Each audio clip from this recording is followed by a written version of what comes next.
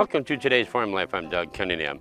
Today we're going to start talking about ag land values. What is our dirt worth? They don't make more dirt, so we have to start talking some serious conversations about how we put a price tag on that. And there's a number of things that involved in making that price tag determination, whether it be market driven, whether it be legal, whether it be governmental, whether it be financial, a number of things. And we'll take a look at each one of those little by little as we go through time. Keep it here to today's Farm Life. We'll keep you updated.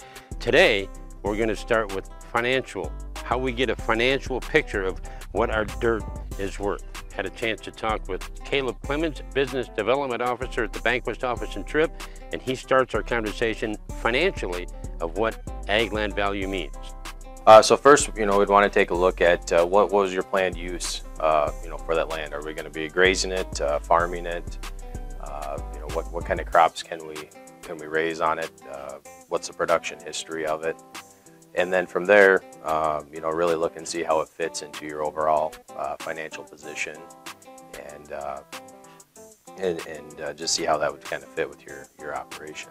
According to Clements, although it is the family farm, if you treat it like a business, it will pay big dividends now and for the next generation down the road. Well, so today typically you see folks when they pass get an appraisal done on the land, which steps up that basis from what they had invested in the land to what the market value would be today. That's the major,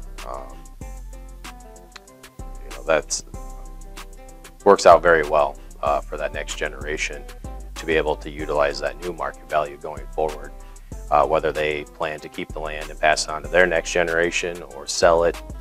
Just like with any business, it's important for them to run their farm like a business, understand their break-even so they can make good marketing decisions, understand where their risks are in the operation and the things we can do to address those. But the biggest thing is just to really understand those break-evens, and that's what we kind of try to work with our producers to do, so they know, hey, this is what I need to produce and this is the dollars I need for it, and help them go forward. And we all know whenever there's a change in government leadership, like recent change over to the Biden administration, there always seems to be a change in the tax structure.